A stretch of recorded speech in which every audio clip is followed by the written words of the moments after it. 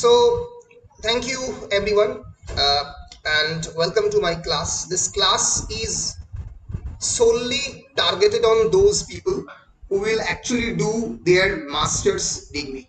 যারা এমএ করবে তাদের কথা ভেবে এই ক্লাসটা ডিজাইন করা হয়েছে। বলে আমি ধরে নিচ্ছি যে তোমরা যারা এখানে রয়েছো তারা এমএ করতে ইচ্ছুক। যারা এমএ করতে ইচ্ছুক নয় যারা আছো তাদেরকেও আমি কয়েকটা কথা বলবো যে তাদের ক্ষেত্রে এমএ করা উচিত কি উচিত নয় সেই বিষয়টা আমি পরে আসছি। কিন্তু আগে কয়েকটা বেসিক জিনিস নিয়ে আমরা একটু ডিসকাস করে নেব যে মাস্টার ডিগ্রি এন্ট্রান্সে যেতে গেলে আমাদেরকে কি কি করতে হবে। আচ্ছা, আমার কি তোমরা স্ক্রিন দেখতে পাচ্ছ? হ্যাঁ স্যার। বেশ, আমি প্রথমে ডিসকাস করব এই ক্লাসে পসিবিলিটি রিগার্ডিং এন্ট্রান্স। এবারে 2022 তে পোস্ট কোভিড সিচুয়েশনে এন্ট্রান্স হওয়ার একটা পসিবিলিটি তৈরি হয়েছে। অনেক বিশ্ববিদ্যালয় এন্ট্রান্স নেবে এবং কিভাবে এন্ট্রান্স নিতে পারে তার কি কি সম্ভাবনা সেই বিষয়টা নিয়ে আমি প্রথমে ডিসকাস করব। Then I'll talk about selection of universities. Selection of university means which university is going to be good for you, keeping in mind the possibility of your location. তুমি যে লোকেশনে থাকো অর্থাৎ দুবরাজপুর বীরভূম, সেই লোকেশনে থেকে তোমার পক্ষে বেস্ট ইউনিভার্সিটি কোনটা হতে পারে। এবং I will talk about the of course the number of the seats and the merit list, merit panel কেমন করে তৈরি হয়, সাধারণ বিশ্ববিদ্যালয়ে কটা সিট থাকে। I'll talk about the general syllabus of the entrance. Entrance এতে কোনো সিলেবাস হয় না as such, কিন্তু একটা স্ট্রাকচার্ড আমরা তৈরি করব and what to study এবং কি কি পড়তে হবে, how to study and some of the references of the books, কোন কোন বই যদি আমরা দেখি। এবং লাস্টে আমরা কয়েকটা এন্ট্রান্সের স্পেসিমেন কপির কোয়েশ্চেন নিয়ে আলোচনা করব যে কোন কি ধরনের প্রশ্ন পড়ে। কয়েকটা ইউনিভার্সিটির কোয়েশ্চেনও দেখাবো, যেটা আমি 6 সেমিস্টারের হোয়াটসঅ্যাপ গ্রুপেও দিয়েছি। যারা 6 সেমিস্টারের হোয়াটসঅ্যাপ গ্রুপে আছো তারা জানো। এবং লাস্টে আমি বলবো যে হোয়াই এমএ, মানে এমএ কেন করা উচিত, সবার জন্য নয়, কারা কারা করবে, and whether MA or BEd এই বিষয়টা নিয়েও আমি ডিসকাস করব। So this are actually the frameworks of my discussion, topic of discussion. আমি শুরু করছি regarding the possibility of the entrances. প্রথমত আমি তোমাদেরকে বলে দিই, আমাদের রাজ্যে যখন প্রথমবার কোভিড আসে on March 2020 as you all know, সেই বছর থেকে এন্ট্রান্স এক্সামিনেশন ওয়েস্ট বেঙ্গলের ক্ষেত্রে এবং অন্যান্য বেশ কয়েকটা স্টেটের ক্ষেত্রে হয় না। সো পসিবিলিটি ওয়ান, যেহেতু এখন কোভিড বাড়ছে, জাস্ট লাইক 2020 and 2021 এই দু বছর এন্ট্রান্স হয়নি, কি হয়েছে 80% ইন্টারনাল স্টুডেন্টস অর্থাৎ home university students, for example you are a Burdwan university student affiliated under the University of Burdwan. So Burdwan is your home university. 80% Bardhaman বিশ্ববিদ্যালয়ের আন্ডারে যে বিভিন্ন কলেজের স্টুডেন্ট রয়েছে, যারা বর্ধমান বিশ্ববিদ্যালয়ের আন্ডারের কলেজে পড়ে, ধরো যে কৃষ্ণচন্দ্র কলেজ, হুগলি মহসিন কলেজ, বর্ধমান রাজ কলেজ, তাদেরকে অ্যাডমিট করানো ইন অর্ডার অফ মেরিট, মানে মার্কসের ভিত্তিতে, কেবলমাত্র এবং কেবলমাত্র অনার্সের মানে আন্ডার গ্রাজুয়েটের মার্কসের ভিত্তিতে। এবং 20% এক্সটার্নাল অ্যাডমিশন, বাইরের অ্যাডমিশন আদার ইউনিভার্সিটি, যারা ক্যালকাটা ইউনিভার্সিটি, বাঁকুড়া ইউনিভার্সিটি, এদেরকে বর্ধমান নেবে। আমি বর্ধমানের এক্সাম্পল দিয়ে বলছি। এবং এটা পুরোটাই হবে মার্কসের ভিত্তিতে। এইটা অলরেডি আমাদের রাজ্যে 2020 এবং 21 এই দুই একাডেমিক সেশনে হয়েছে। এটা একটা পসিবিলিটি। এখনো আমরা জানি না এই তিনটে সম্ভাবনার মধ্যে কোন সম্ভাবনাটা অ্যাকচুয়ালাইজ হতে চলেছে। এবারে যারা 6 সেমিস্টার পরীক্ষা দিয়েছে তাদের জন্য, যারা এখন 5th সেমিস্টারে পড়ছো তাদের ক্ষেত্রে হয়তো এই প্রথম সম্ভাবনাটা হবে না, হয়তো তাদেরকে এন্ট্রান্স দিতেই হবে। খুব বেশি সম্ভাবনা যারা এবারে 6 সেমিস্টার রয়েছে তাদেরও এন্ট্রান্স দেওয়ার সম্ভাবনা আছে, অনেকটাই আছে, হয়তো প্রায় 70 বা 80% আছে। কিন্তু আমি বলছি হচ্ছে যদি যদি অঘটন ঘটে। 2 নম্বর পসিবিলিটি কি, পসিবিলিটি 2, যেটা চিরকাল হয়ে এসছে, 2014 সাল থেকে হচ্ছে, তার আগে শুধুমাত্র মার্কসের ভিত্তিতে ছিল। 14 পর থেকে এই পসিবিলিটি 2 হয়, সেটা হচ্ছে মার্কস এন্ট্রান্স কম্বিনেশন। সেটা কি, কলকাতা হাইকোর্টে একটা কেস হয়, হওয়ার পরে কলকাতা হাইকোর্ট বলে যে আগে কি হতো, প্রায় 90% যে বিশ্ববিদ্যালয়ের হোম ইউনিভার্সিটি স্টুডেন্ট তারা সেই বিশ্ববিদ্যালয়ে চান্স পেত, আদার ইউনিভার্সিটির জন্য 5% 10% এরকম রিজার্ভেশন থাকতো, আদার ইউনিভার্সিটি খুবই চান্স কম পেত। তখন কলকাতা হাইকোর্ট নির্দেশ দেয় যে হোম ইউনিভার্সিটি, হ্যাঁ বলো। বলছি অনির্বাণ জয়েন হতে পারছে না। অনির্বাণ জয়েন হতে পারছে না, আচ্ছা অনেকে জয়েন হতে পারছে না, তাদেরকে জয়েন করলাম, আমি দেখতে পাইনি। বেশ, থ্যাংক ইউ। একটু সমস্যা হচ্ছিল, অনেকক্ষণ থেকে লাইনে ছিলাম। আমি দেখতে পাইনি, আমি বলছিলাম আর কি, ক্লাসের মধ্যে ছিলাম, ফলে দেখতে পাইনি। ঠিক আছে, বেশ, দ্বিতীয় সম্ভাবনা কি? দ্বিতীয় সম্ভাবনা হচ্ছে, কি বলছো? একবার ফার্স্ট থেকে বলুন। ফার্স্ট থেকে একটু পরে বলছি, আমি এখন তো ফ্লো এর মধ্যে আছি, একটু পরে বলছি, আগে শেষ করে দিই। দ্বিতীয় সম্ভাবনাটা কি? দ্বিতীয় সম্ভাবনা হচ্ছে মার্কস এবং এন্ট্রান্স কম্বিনেশন, যেটা আমি বললাম আমাদের রাজ্যে 2014 থেকে শুরু হয়েছে, যেটা তোমাদের হওয়ার খুবই সম্ভাবনা। সেটা হচ্ছে 60% ইন্টারনাল স্টুডেন্ট, অর্থাৎ হোম ইউনিভার্সিটি স্টুডেন্ট, বর্ধমানের স্টুডেন্টরা বর্ধমানেই পড়ছে। আমি একটা এখানে আমি আজকের ক্লাসে অনেকগুলো ক্যালকুলেশনের সাহায্য নেব, কারণ it's a game of number, ঠিক আছে? ফলে আমাকে একটু তোমরা ক্যালকুলেট করতেও সাহায্য করবে, তোমরাও একটু ব্যাপারটা বুঝতে পারবে। ধরা যাক আমি বলছি বর্ধমান বিশ্ববিদ্যালয়ে 240টা সিট, আমি মানে এখন জেনারেল এসসি এসটি এই রিজার্ভেশনে যাচ্ছি না, আমি ফিরছি এরপরে, একই 231টা সিট আমি পরে বলছি। এর 60%, এর 60% মানে কি, ধরা যাক 240 ইন্টু 0.6 ইজ ইকুয়াল টু 144। এই 144টা সিট ধরা যাক ইন অর্ডার অফ মেরিট হবে, আর বাকি যে সিট পড়ে রইল, অর্থাৎ ওই নিয়ার অ্যাবাউট 100টা বা 90টা, এটা হবে এন্ট্রান্সের জন্য। 40% এক্সটার্নাল অ্যান্ড ইন্টারনাল বোথ আর কি, মানে সেক্ষেত্রে বর্ধমান এবং বর্ধমানের বাইরের সমস্ত স্টুডেন্টরা এই এন্ট্রান্স দিতে পারবে। এই নিয়মই 2014 সাল থেকে ছিল, প্যান্ডেমিকের জন্য এই নিয়মটা উঠে যায়। এবং প্রিয়াঙ্কা যেটা বলছে স্যার একটু বলে দিন, এই 2020 এবং 2021-এ যে নতুন জিনিসটা ইন্ট্রোডিউস হয়, সেটা হচ্ছে কোনো এন্ট্রান্স এক্সামিনেশন হবে না, 80% home university student in order of merit chance পাবে। এক সেকেন্ড,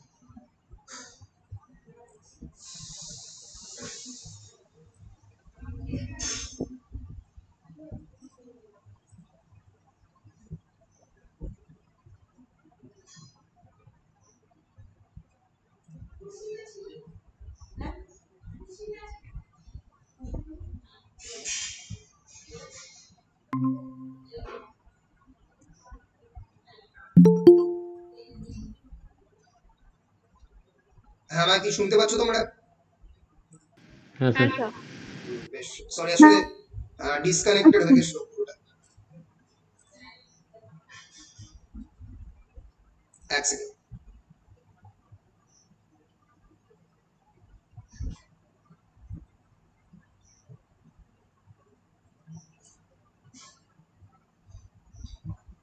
বেশ তোমরা কি আমার স্ক্রিন দেখতে পাচ্ছ? হ্যাঁ বেশ, তো এই দুটো তাহলে তোমরা কতদূর শুনেছো আমাকে একটু বলে দাও, কতদূর শুনেছো? অনির্বাণ ঢুকেছে, তারপর থেকে শুনতে পাইনি। সে কি অনির্বাণ ঢুকেছে তারপর থেকে শুনতে পাওনি? না, ওই দুটো পদ্ধতি বললেন, তারপর থেকে আর কিছুই হয়নি। হ্যাঁ ঠিক আছে, দুটো পদ্ধতিতে শুনতে পেরেছো? বেশ স্যার কলকাতা কি কেস করেছিল ওই অবধি বললেন। আচ্ছা আচ্ছা আচ্ছা আচ্ছা, তো যেটা ঘটেছিল সেটা হচ্ছে সালে কলকাতা বিশ্ববিদ্যালয়ের একটা কেস হয়। সেই কেসে বলা হয় কলকাতা বিশ্ববিদ্যালয়ের লোকজন কেবলমাত্র কলকাতা বিশ্ববিদ্যালয়ে পাচ্ছে, বা বর্ধমানের লোকেরা বর্ধমানে পাচ্ছে, বাকি বিশ্ববিদ্যালয়ে পাচ্ছে না। তো সেই জন্য যেটা ঘটে সেটা হচ্ছে 2014 সাল থেকে একটা মার্কস এন্ট্রান্স কম্বিনেশন শুরু হয়, যেটা তোমাদের এবারের ক্ষেত্রে হয়তো হতে চলেছে। সেটা কি?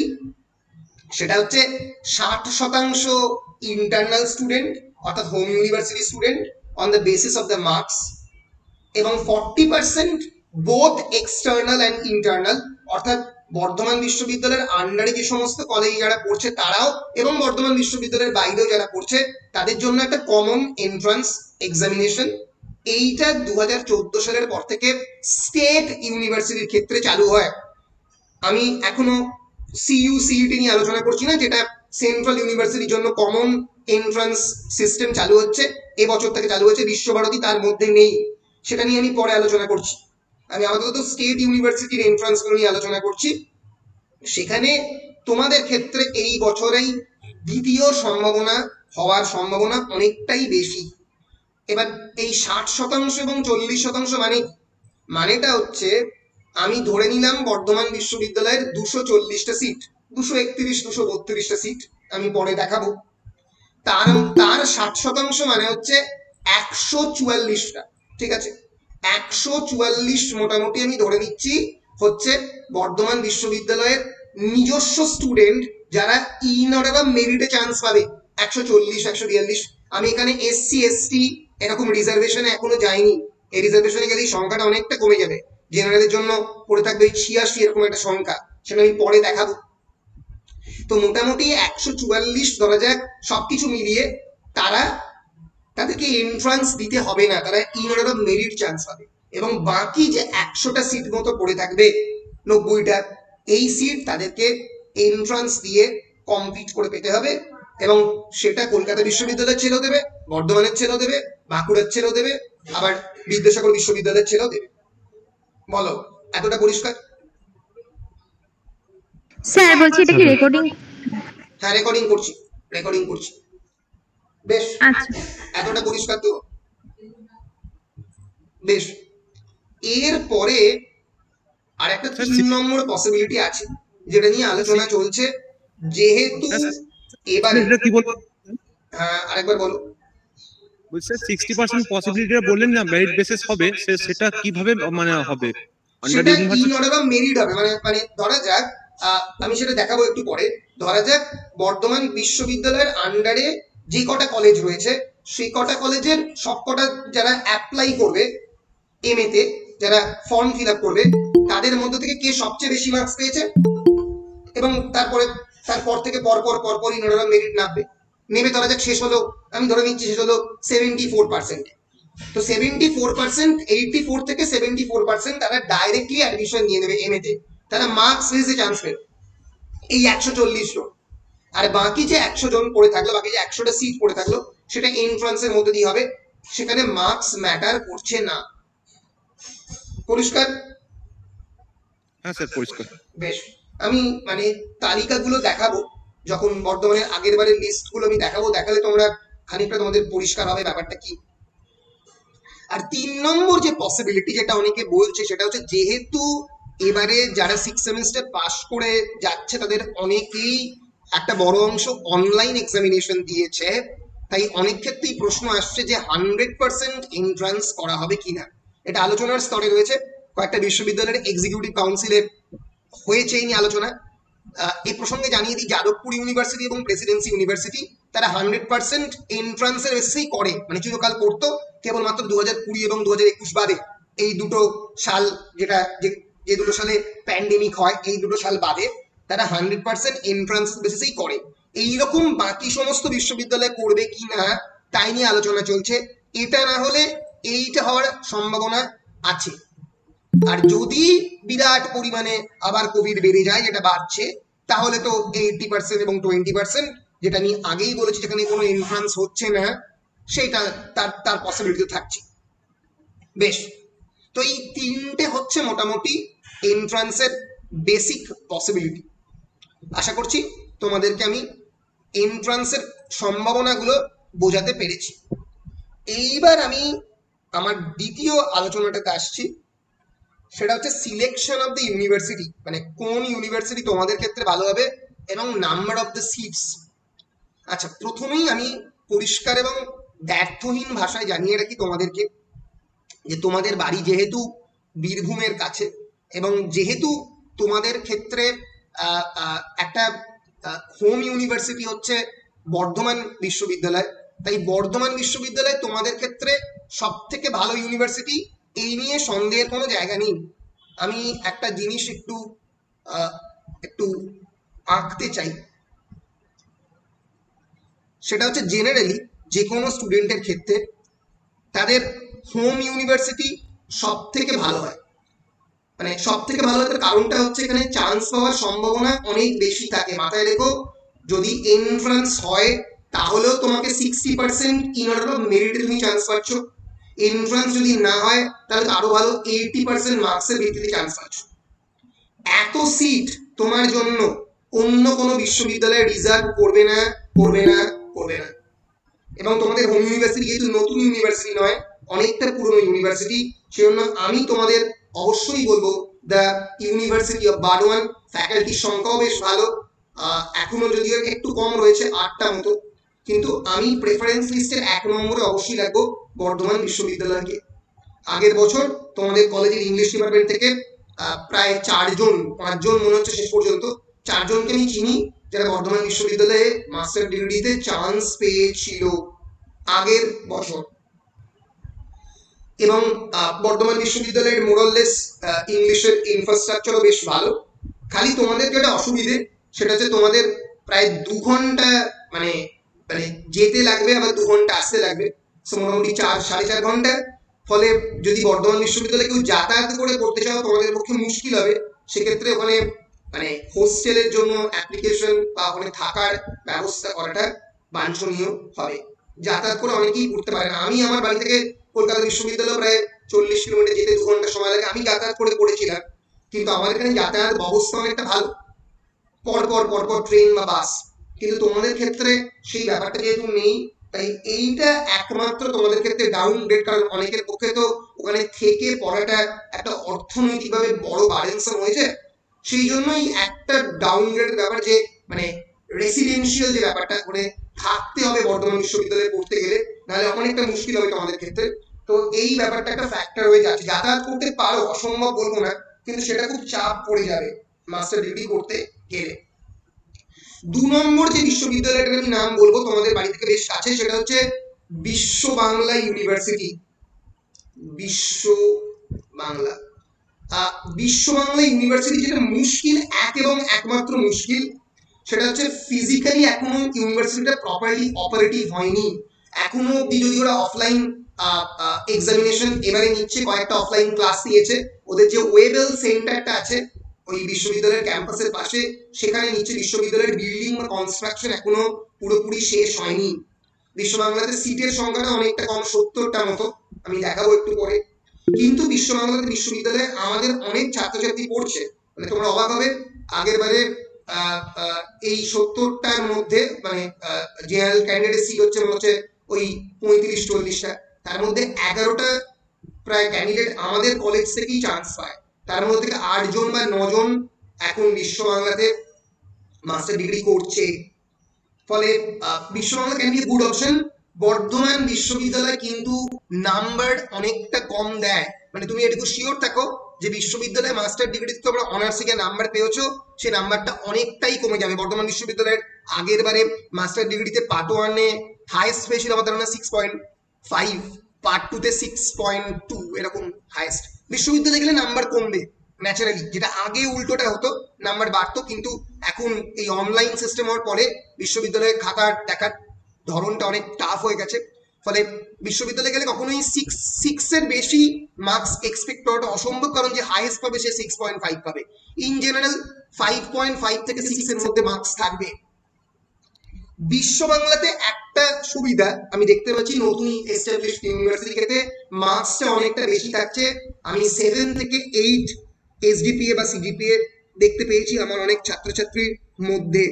ফলে প্রেফারেন্স পয়েন্ট, তুমি যদি প্রেফার করো যে কোন বিশ্ববিদ্যালয়ে পড়বো, তাহলে আমি 1 নম্বরে রাখবো বর্ধমানকে, কারণ মাস্টার ডিগ্রি করছো মানে পরবর্তীকালে যদি রিসার্চ এবং অন্যান্যগুলো করো সেগুলো বর্ধমানে অনেক বেটার হবে। বিশ্ব বাংলাতে এখনো পিএইচডি বা অন্যান্য জিনিসপত্র শুরু হয়নি, মাস্টার ডিগ্রির পরেই তোমাদেরকে থেমে যেতে হবে। ফলে বিশ্ব বাংলাকে আমি এই লিস্টে 2 নম্বরে রাখছি, যদিও ডেফিনেটলি তুমি বিশ্ব বাংলা থেকে পাশ করার পরে বর্ধমান বা অন্য কোথাও পিএইচডি করতে পারো, কিন্তু ইন জেনারেল নিজের ছেলেমেয়েদেরকে তো বেশি প্রেফারেন্স দেওয়া হয়। তো সেই জন্য একটা এস্টাবলিশড ইউনিভার্সিটি বলে আমি এই তালিকাতে বর্ধমান বিশ্ববিদ্যালয়কে রাখছি, তারপরে বিশ্ব বাংলাকে রাখছি। কিন্তু যদি কেউ চাও যে মানে আরেকটু ভালো বিশ্ববিদ্যালয়ে পড়বে, তাহলে সে অবশ্যই কলকাতা বিশ্ববিদ্যালয়ে চেষ্টা করতে পারো। যদি এবার এন্ট্রান্স এক্সামিনেশন হয় তাহলে দিতে পারো। আমি দেখো, আমি এবারের অ্যাডমিশনের জন্য ওয়েস্ট বেঙ্গল গভর্নমেন্ট একটা নোটিফিকেশন করেছিল এবং সেখানে সমস্ত ভাইস চ্যান্সেলরদের কপি করেছিল চিঠিটা। তো এই চিঠিটা আমি ইউজ করছি কারণ এখানে অনেকগুলো বিশ্ববিদ্যালয়ের মানে সমস্ত পশ্চিমবঙ্গের বিশ্ববিদ্যালয়েরই নাম রয়েছে। আমি এক সেকেন্ড,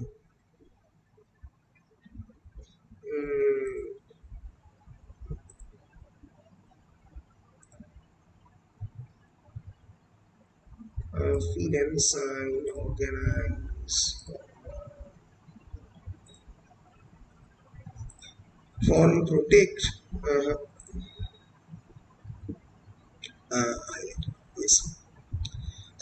আমি তোমাদেরকে একটু বলার চেষ্টা করছি, তোমাদের জন্য 1 নম্বর লিস্টে যদি থাকে বর্ধমান বিশ্ববিদ্যালয় এবং 2 নম্বরে যদি থাকে তোমাদের বিশ্ব বাংলা। আর কোন কোন বিশ্ববিদ্যালয়ে তোমরা অ্যাপ্লাই করতে পারো, যেহেতু কোভিডের জন্য সমস্ত বিশ্ববিদ্যালয়ে অ্যাপ্লিকেশন ফ্রি হয়ে গেছে, তাই তোমরা ক্যালকাটাতে অ্যাপ্লাই করতে পারো। আর যাদবপুরে তো চান্স পাওয়া খুবই ডিফিকাল্ট, ওখানে ওদের পুরোটাই এন্ট্রান্স হয়। তাই আমি যদি কেউ চাও যাদবপুরে অবশ্যই অ্যাপ্লাই করতে পারো, কিন্তু চান্স পাওয়াটা খুব ডিফিকাল্ট। এছাড়া অবশ্যই কল্যাণী বিশ্ববিদ্যালয়ে অ্যাপ্লাই করতে পারো। রবীন্দ্র ভারতী আমি খুব একটা রেকমেন্ড করি না, কারণ ওখানে বিভিন্ন ধরনের রাজনৈতিক সমস্যা রয়েছে। তোমরা অবশ্যই ট্র্যাডিশনাল ইউনিভার্সিটি হিসেবে তোমাদের বাড়ি থেকে যদি অনেকটা দূরে হবে বিদ্যাসাগর বিশ্ববিদ্যালয়ে অ্যাপ্লাই করতে পারো। অবশ্যই যেটা তোমাদের প্রেফারেন্স অনুযায়ী 3 নম্বরে থাকবে সেটা হচ্ছে কাজী নজরুল ইউনিভার্সিটি, যেটি আসানসোলে লোকেটেড, ভালো বিশ্ববিদ্যালয়।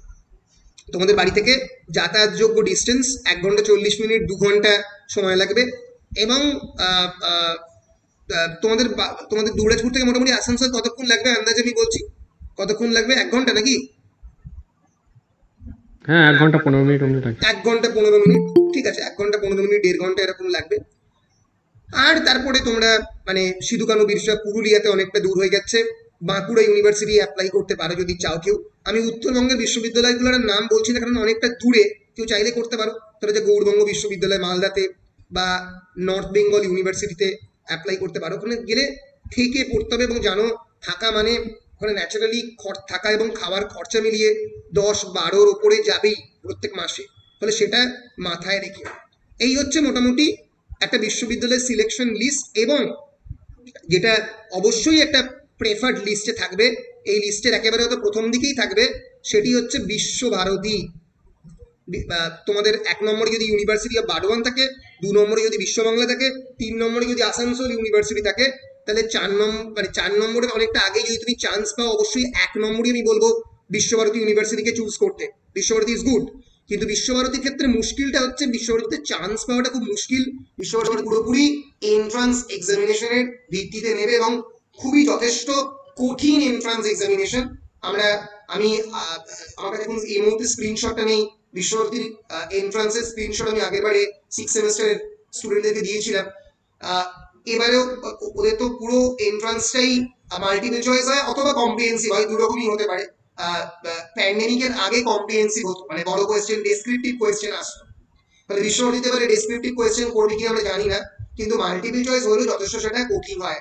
বিশ্বভারতীতে সিটের সংখ্যা খুবই কম, 50টা মতো সিট থাকে, তার মধ্যে নিজেদের আন্ডার গ্রাজুয়েটের জন্য রিজার্ভ থাকে 25টা মতো। তাহলে তোমাদের জন্য এই 20 বা 25 এবং জেনারেলদের জন্য 10 থেকে 12টা সিট থাকে। স্যার জেনারেলদের জন্য 6টা থেকে 8টা হয় মোটামুটি। মানে ওরকম ক্যালকুলেশন করলে ওই 6টা থেকে 8টা হয়তো শেষ অব্দি দাঁড়াবে, কারণ সিটগুলো তো র্যাডিক্যালি মোটামুটি কমে যায়। তো আমি এবার যেটা ডিসকাস করব সেটা হচ্ছে বর্ধমান বিশ্ববিদ্যালয়ে, যেটা আমাদের মেন টার্গেট, সেই বিশ্ববিদ্যালয়ের সিটের সংখ্যাটা কিরকম, এক্স্যাক্টলি কিরকম আমি একটু দেখাবার চেষ্টা করব। এটা বর্ধমান বিশ্ববিদ্যালয়ের অ্যাডভার্টাইজমেন্ট, আগের বছর, গত বছরের অ্যাডভার্টাইজমেন্ট। ইউনিভার্সিটি ক্যাম্পাসে সিটের সংখ্যা 210টা। এ প্রসঙ্গে বলে রাখি, বর্ধমান বিশ্ববিদ্যালয়ের ক্যাম্পাস ছাড়াও বেশ কয়েকটি কলেজ রয়েছে যেখানে এমএ পড়ানো হয়। বর্ধমান বিশ্ববিদ্যালয়ের আন্ডারে ডিগ্রিটা বর্ধমান বিশ্ববিদ্যালয় দেবে, কলেজের নাম লেখা থাকবে।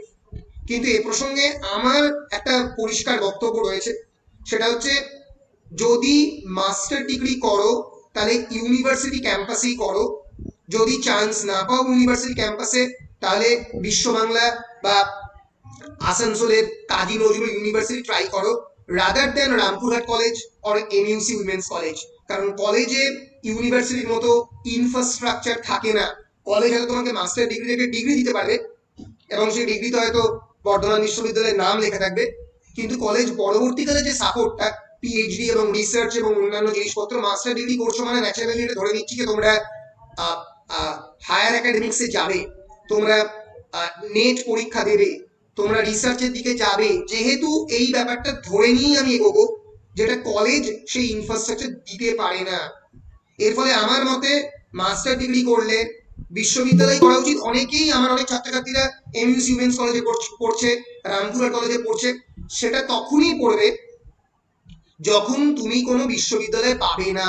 তুমি কোনো বিশ্ববিদ্যালয় ধরে পেলে না, তুমি বর্ধমানেও পেলে না, আসানসোলও পেলে না, তুমি বিশ্বভারতীতেও পেলে না, তুমি বিশ্ব বাংলাতেও পেলে না, তখন তুমি rather then open university IGNOU বা এনএসওইউ নেতাজি সুভাষ ওপেন ইউনিভার্সিটিতে যাওয়ার থেকে তুমি হয়তো এমইউসি উইমেন্স কলেজে বা রামপুরহাটে পড়লে, এটা অন্য হতে পারে।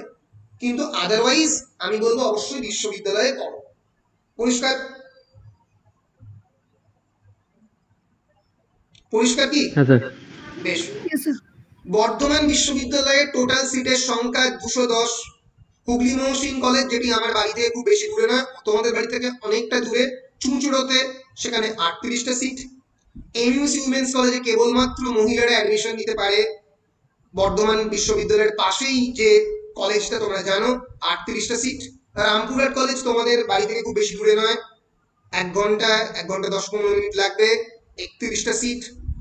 সেন্ট জেভিয়ার্স কলেজ, মাথায় রেখো, সেন্ট জেভিয়ার্স কলেজ কিন্তু একটা self financed college. Self finance মানে মাস্টার ডিগ্রির জন্য তোমার বছরে 30 থেকে 40 হাজার টাকা লাগবে, সেটা তোমার পকেট থেকে দিতে হবে।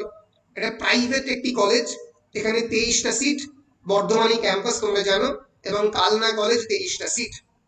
টোটাল বর্ধমান বিশ্ববিদ্যালয়ের আন্ডারে 363টি সিট। এবং তোমাদের আমি দেখাবো কি করে সিটের সংখ্যা কমছে রিজার্ভেশনের বেসিসে। বিশ্ববিদ্যালয়ের ক্যাম্পাসে কিন্তু মাত্র 210টা সিট। এবার দেখো এখানে ইউআর মানে আনরিজার্ভড, এসসি মানে 22% reserve, schedule caste, ST 6% reserve, OBC A minority Muslim 10% reserve, OBC B other backward classes হিন্দুদের ক্ষেত্রে 7% রিজার্ভ। এবং এছাড়া একটা ডিএ ক্যাটেগরি রয়েছে। এই ক্যাটেগরিটা হচ্ছে মানে যারা মানে স্পেশালি এবেলড এবং যারা ম্যানেজমেন্ট ক্যাটেগরিতে থাকে তাদের ক্ষেত্রে একটা রিজার্ভেশন থাকে, যেটা খুবই এই দুটো একটা করে সিট থাকে। এই ডিসকাশনে আমি যাচ্ছি না। ইংরেজির ক্ষেত্রে জেনারেল ক্যান্ডিডেট যারা আনরিজার্ভ ক্যান্ডিডেট, তাদের মাত্র সিটের সংখ্যা ইউনিভার্সিটি ক্যাম্পাসে 86টা সিট। যারা এসসি তাদের ক্ষেত্রে সংখ্যাটা শিডিউল কাস্টের ক্ষেত্রে 35। শিডিউল কাস্টটা জেনারেল ক্যান্ডিডেট এসসিতেও ঢুকতে পারে, কিন্তু জেনারেল ন্যাচারালি এসসিতে ঢুকতে পারবে না। এসটিদের ক্ষেত্রে 9। ওবিসি এর ক্ষেত্রে সিটের সংখ্যা 16 ইউনিভার্সিটি ক্যাম্পাসের মধ্যে বলছি আমি। ওবিসি বি এর ক্ষেত্রে 11। এই সব মিলিয়ে মানে মানে যদি ইউনিভার্সিটি ক্যাম্পাসের মধ্যে বলি, তাহলে ইউনিভার্সিটি ক্যাম্পাসের মধ্যে কিন্তু মাত্র 168টি সিট হচ্ছে, ঠিক আছে। এবং হুগলি মহসিন কলেজে ধরে যাক এই হচ্ছে ডিভিশন, জেনারেল ক্যান্ডিডেট 15, এসসি ক্ষেত্রে 7, ST 2, OBC A 3, OBC B 2, এরকম ভাবে বাকিও তাই। রামপুরহাট কলেজের ক্ষেত্রে তোমাদের বলে দিচ্ছি, অনেক ইন্টারেস্টেড হও বলে, 11টা মাত্র টোটাল সিট, তার মধ্যে 6টা মাত্র 11টা হচ্ছে আনরিজার্ভ, 6টা হচ্ছে আমাদের এসসি, 2টো এসটি, 3টে হচ্ছে মাইনরিটি, ওবিসি এ আর ওবিসি বির জন্য দুটো। এইরকম ভাবে সিটের সংখ্যা জেনারেল ক্যান্ডিডেটের ক্ষেত্রে, এটা সমস্ত বিশ্ববিদ্যালয়ের ক্ষেত্রেই বলছি, সিটের সংখ্যা জেনারেল থাকে 210 থেকে 230, তার মধ্যে জেনারেল ক্যান্ডিডেট সিট থাকে 86, 90, কখনোই 100 ক্রস করে না। পরিষ্কার? পরিষ্কার? হ্যাঁ স্যার। এবার যদি তোমরা বলো যে তাহলে মানে যদি এন্ট্রান্স হয় তাহলে কিসের ভিত্তিতে হবে, তাহলে এই যে 86টা সিট, এই 86-র মধ্যে 60%, সেক্ষেত্রে যদি আমি ক্যালকুলেটরটা খুলি তাহলে আমি দেখতে পাবো, দাঁড়াও,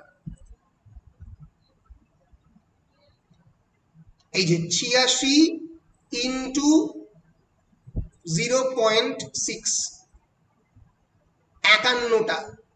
51টা সিট হচ্ছে in order of merit.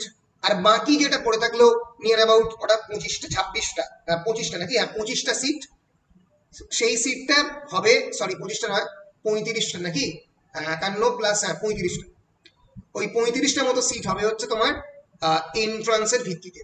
General candidate বলছি, এসসি এসটি এর ক্ষেত্রেও ওই রকমই রিজার্ভেশন হবে। আর যদি এটা মানে আগের বছর অনুযায়ী হয় তাহলে 86 ইন্টু 0.8, 80%, তাহলে 68 জন মোটামুটি এই সিটের মধ্যে, সরি আমি একটা ভুল করেছি, ভুলটা হচ্ছে যে না ওই এন্ট্রান্সের ক্ষেত্রে ওটা হবে, কিন্তু এই ক্যালকুলেশনটা এই ক্ষেত্রে হবে না। তার কারণটা হচ্ছে এই 86টা সিট কেবলমাত্র তোমাদের জন্যই রিজার্ভ, মানে কেবলমাত্র বর্ধমান বিশ্ববিদ্যালয়ের জন্যই, বর্ধমান বিশ্ববিদ্যালয়ের বাইরের জন্য বাকি না।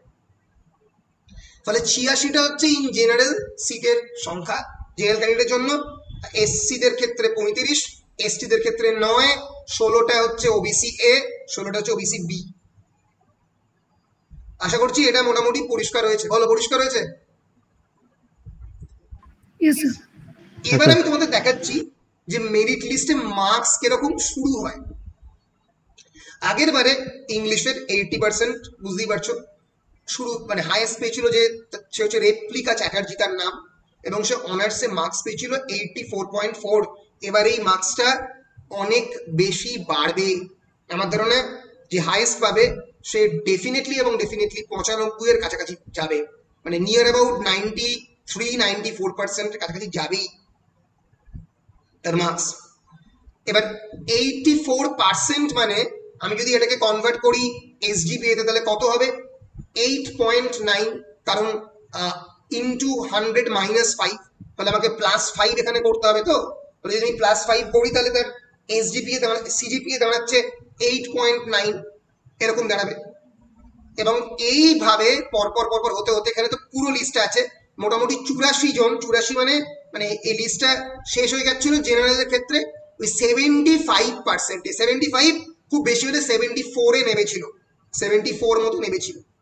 আমাদের কলেজ থেকে 11 নম্বরে নাম ছিল সৃজনী, এই যে সৃজনী মুখার্জি, এই যে সৃজনী কাছাকাছি নাম ছিল, সৃজনী ব্যানার্জি, সৃজনীর নাম ছিল। সৃজনী 81.09 পেয়ে আগের বারে হাইয়েস্ট পেয়েছিল। সৃজনীও পেয়েছিল, দিশাও পেয়েছিল, দিশা পড়েনি মাস্টার ডিগ্রি, কিন্তু কারণ অলরেডি চাকরি করছে তাই। ফলে এই 80% মার্কস কিন্তু সহজ নয়, মানে 8.5। এখন তোমাদের অনেকগুলো যেহেতু অনলাইনে হয়ে গেছে তাই হয়তো তোমাদের মার্কস অনেকটা বেশি থাকবে, এর ফলে টোটাল মেরিট লিস্টও কিন্তু অনেক বেশি থাকবে। ফলে মাথায় রেখো যদি 93 থেকে মেরিট লিস্ট শুরু হয় তাহলে কিন্তু মেরিট লিস্ট শেষ হয়ে যাবে নিয়ার অ্যাবাউট 84-এ, অথবা খুব বেশি না বলে 80-তে নামবে, 80%। বাকিদের কিন্তু এন্ট্রান্স এক্সামিনেশন দিতে হবে, কারণ মার্কসটা তো সেই লেভেলে উঠেছে। মানে এই ধরনের মার্কস আমাদের সময় একটা অসম্ভব ছিল। আমি তোমাদের একটা জিনিস দেখাতে চাই, এই আগের বারে কলকাতা বিশ্ববিদ্যালয়ের মেরিট লিস্ট, এই যে কলকাতা বিশ্ববিদ্যালয়ের মেরিট লিস্ট শুরু হয়েছিল, মানে এক্সটার্নালদের মেরিট লিস্ট শুরু হয়েছিল পার্সেন্টেজ অফ মার্কস 100, মানে যে 100 ইংলিশ অনার্সে 100% মার্কস পেয়েছে, 100-তে 100 পেয়েছে। যেটা বর্ধমান বিশ্ববিদ্যালয়ের ক্ষেত্রে কিছুতেই সম্ভব নয়, কারণ বর্ধমান বিশ্ববিদ্যালয়ের ক্ষেত্রে 95 এর বেশি তুমি পেতে পারবে না, ইন্টু 10-5 হয়ে যাবে। কিন্তু যে অ্যাপ্লাই করেছিল সে 100 পেয়েছিল, তার তলাতেও 100, 94, 93, 92, 92, 91, 90, মোটামুটি ম্যাচ 87 এর শেষ। কলকাতা বিশ্ববিদ্যালয়ের এক্সটার্নালদের আমি বলছি, যে 20% এই লেভেলে কম্পিটিশন ছিল। আমি যাদবপুর ইউনিভার্সিটি দেখাতে চাই 100%। শুরু হয়েছিল 100-তে 100 দিয়ে। ভাবো মেরিট লিস্টে প্রথম তিনজনই 100% পেয়েছে, মানে যেটা মানে কল্পনা করে যেত না। ইংরেজিতে একসময় 65% মানে বিরাট মার্কস ছিল, হাইয়েস্ট পেতে ইউনিভার্সিটি থেকে 65। অন্যান্য ইউনিভার্সিটি 100 দেয়।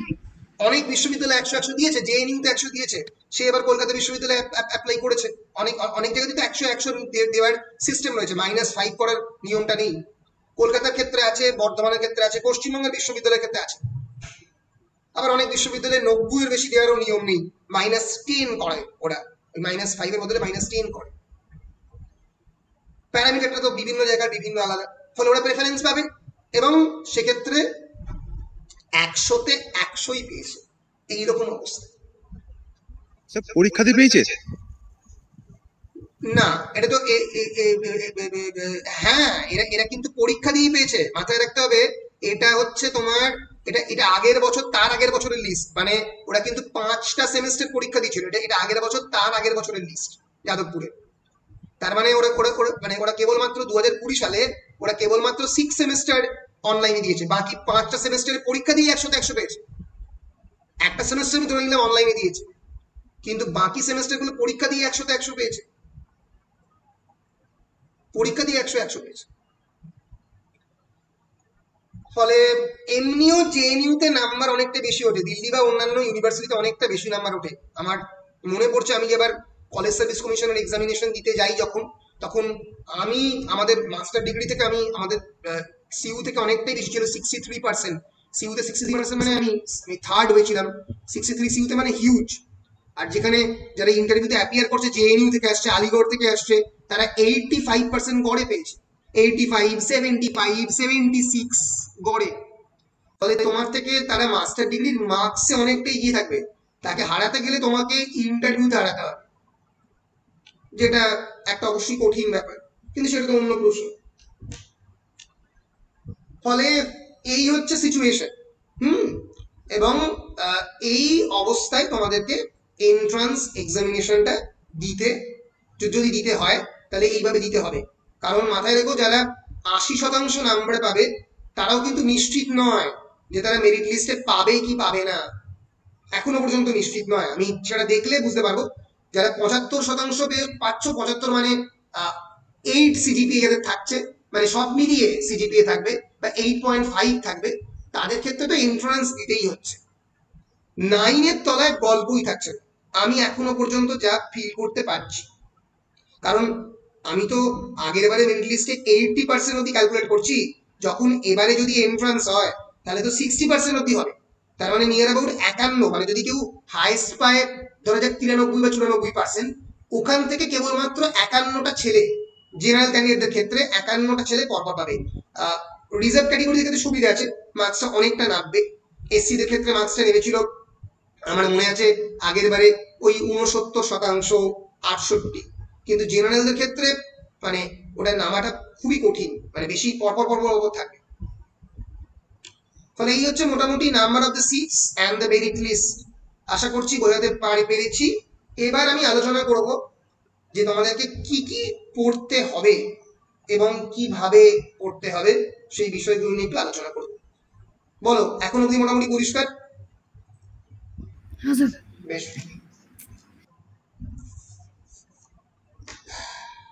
আচ্ছা, হোয়াট টু স্টাডি। আমি এখানে লিখছি, তোমরা স্ক্রিনশট নিয়ে নিতে পারো পরপর। 1 number, very important is history of English literature. History of English literature প্রত্যেকে পড়বো। হিস্ট্রি অফ ইংলিশ লিটারেচার পড়ার তোমরা দুটো বই কনসিডার করতে পারো। একটা খুবই ভালো বই, এডওয়ার্ড অ্যালবার্টের আমি অনেককে দিয়েছি, আমাদের লাইব্রেরিতে অ্যাভেলেবল বইটা, এডওয়ার্ড অ্যালবার্টের বইটা ইউজ করতে পারো। তোমরা মাইকেল আলেকজান্ডার, MICHALALEXANDR, আলেকজান্ডারের বইটি ব্যবহার করতে পারো। আমি তোমাদেরকে একটা ড্রাইভের লিঙ্কও দিয়েছি এন্ট্রান্স এক্সামিনেশনে প্রিপারেশনের জন্য। সেই ড্রাইভের লিঙ্কে যদি তোমরা যাও তাহলে গেলে দেখতে পাবে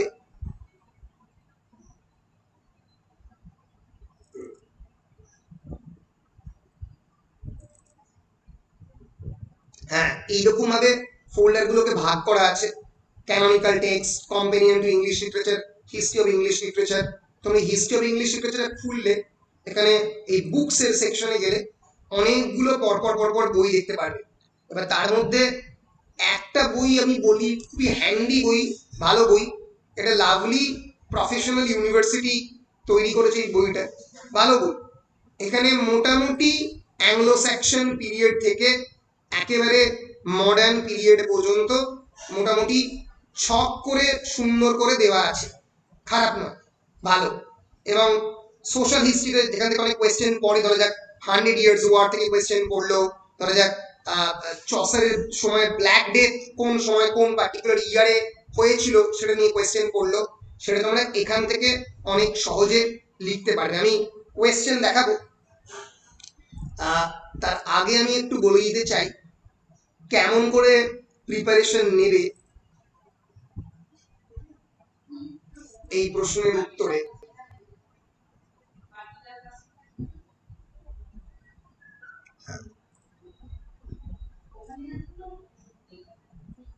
একটু ভালো করে ইংলিশ লিটারেচারের পিরিয়ডিক ডিভিশনটা দেখে যাও, প্রত্যেককে বলছি, এবং প্রত্যেকটা পিরিয়ড থেকে অথারের নাম জেনে যাও। ধরা যাক old English period or Anglo Saxon period from around 428 to 1066। 1066 কি হলো? Norman conquest. এবার তার আগে এই অ্যাঙ্গল স্যাকশন এবং জুটরা যখন ইংল্যান্ড আক্রমণ করলো, এবং এই অ্যাঙ্গলসদের নাম থেকে ইংল্যান্ডের নাম হলো অ্যাঙ্গলস ল্যান্ড, ইংল্যান্ড।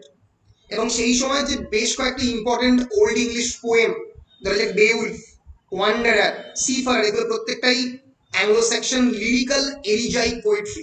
এলিজাইক মানে about the story of the sadness, elegy মানে দুঃখের কবিতা, তোমরা পড়েছো অনেকেই elegy written in the country churchyard. সেই সময়কার Anglo Saxon elegy was different from the modern elegy. এবং সেই সময় অ্যাংলো স্যাকশন পিরিয়ডের অত্যন্ত বিখ্যাত পোয়েম হচ্ছে Beowulf. Beowulf was the first English epic poem. একটু বেউলফের সামারি দেখলে, বেউলফের ক্যারেক্টার এবং গ্রেন্ডেল বলে যে মনস্টারের ক্যারেক্টার একটু দেখলে, এবং সেই সময়কার আরো অন্যান্য কি কি পোয়েম রয়েছে, আউল এন্ড দ্য নাইটিঙ্গেল, এরকম অনেক পোয়েম রয়েছে, সেগুলো একটু দেখলে, অ্যাংলো স্যাকশন ম্যানুস্ক্রিপ্টের নামগুলো দেখলে পরীক্ষার অনেক সময় কোয়েশ্চেন পড়ে। তারপরে চলে এলে মিডল ইংলিশ পিরিয়ডে, চেষ্টা করবে এক একটা পিরিয়ডের জন্য 2 দিন 3 দিন করে সময় দিতে, কারণ তার বেশি সময় তো পাবে না। এবার মিডল ইংলিশ পিরিয়ডের সবচেয়ে বড় নাম হচ্ছে জিওফ্রে চসার। তোমাকে চসার ভালো করে তৈরি করতে হবে। তোমাকে মিডল ইংলিশ মেট্রিক্যাল রোম্যান্সেস, অনেকগুলো রোম্যান্স রয়েছে, গাভিন এন্ড দ্য গ্রিন নাইট ভালো করে পড়তে হবে। সেই সময়কার মিডিয়েভাল প্লে, মোরালিটি প্লে, এগুলো তোমাকে ভালো করে দেখতে হবে। পার্ল বলে একটা বিখ্যাত কবিতা রয়েছে, অ্যানোনিমাস কবিতা, সেই পার্ল পোয়েটের কে রচয়িতা ছিল। এবং তার সঙ্গে সঙ্গে উইলিয়াম ল্যাংল্যান্ড, ছোট কবি, তারপরে তোমার ধরা যাক ওয়েকফিল্ড মাস্টার, এবং সেই সময়কার যে সমস্ত বড় বড় ইটালিয়ান এবং ফ্রেঞ্চ রাইটার যারা ছিল, ইংলিশ রাইটার নয়, ধরা যাক বোকাশিও, পেট্রার্ক, দান্তে, ক্রিশ্চিয়ান ডি পাইজন, এদের সম্পর্কেও অল্প অল্প পড়ে রাখতে হবে। মিডল ইংলিশ পিরিয়ড শুরু হচ্ছে নরমান কনকোয়েস্ট থেকে, চলছে চসারের মৃত্যু পর্যন্ত, নিয়ার অ্যাবাউট 1400, অনেকে বলে 1450। এরপরে শুরু হয়ে গেছে রেনেসন্স। রেনেসন্স ইউরোপিয়ান হিস্ট্রির সব থেকে fervently I would say period of enlightenment, যেটা চারপাশের ইউরোপ জুড়ে পরিবর্তন হচ্ছে, ছাপাখানা তৈরি হচ্ছে, ধর্ম সংস্কার আন্দোলন হচ্ছে, রিফরমেশন হচ্ছে। এই রেনেসন্স পিরিয়ডের মধ্যে আবার অনেকগুলো ছোট ছোট পিরিয়ড রয়েছে, তাহলে যে টুডর পিরিয়ড রয়েছে, এলিজাবেথান পিরিয়ড রয়েছে, যে সময় queen Elizabeth was on the thrown.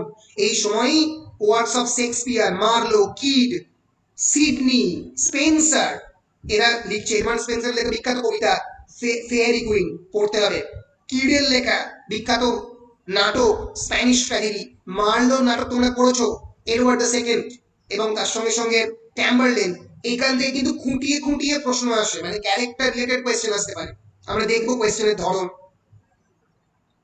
এবং ফলে তোমাকে প্রত্যেকটা অথারের নাম, তাদের ডেট, এবং তাদের কি কি ইম্পর্টেন্ট লেখা এবং তাদের লেখার ইম্পর্টেন্ট ফিচার এবং সেই সময়কার ইম্পর্টেন্ট সোশ্যাল ইভেন্ট, ধরো ব্ল্যাক ডে কত থেকে কত হয়েছিল, ধরো তোমাকে কোয়েশ্চেন গুলো ক্যারোলিঙ্গিয়ান রেনেসন্স কত থেকে কত, তোমাকে সেটা বলতে হবে। এবং ধরো তোমাকে জিজ্ঞেস করলো Jacobean period, Jacobean period king James the first যখন সিংহাসনে চড়ে এলিজাবেথের পরে, তখন সেই পিরিয়ডটাকে জেকোবিয়ান পিরিয়ড বলা হয়। 1603 থেকে 1625 শেক্সপিয়ারের পরবর্তীকাল লেখাগুলো এই জেকোবিয়ান পিরিয়ডে লেখা হয়। ম্যাকবেথ, হ্যামলেট, ওথেলো, এগুলো প্রত্যেকটা এই সময়। এবং এই সময় বেন জনসন আসেন, মেটাফিজিক্যাল পোয়েটদের মধ্যে জন ডান চলে আসছে জেকোবিয়ান পিরিয়ডে। এবং তারপরে 1625 থেকে 1649 পর্যন্ত এই পিরিয়ডকে বলা হয় ক্যারোলাইন এজ। এই সময়ই জন মিল্টন এবং major most metaphysical poet Herbert, Robert Herrick, এদের লেখা এই সময় পাবলিশ হতে আরম্ভ করে। ইংল্যান্ডের ইতিহাসে 1649 থেকে 1660 হচ্ছে কমনওয়েলথ পিরিয়ড বা পিউরিটান ইন্টাররেগাম পিরিয়ড।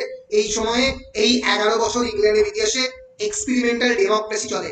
যদি জিজ্ঞেস করে ইংল্যান্ডের রাজতন্ত্রকে তুলে দিয়ে গণতন্ত্র কোন 11 বছর ছিল, তাহলে বলতে হবে 1649 টু 1660।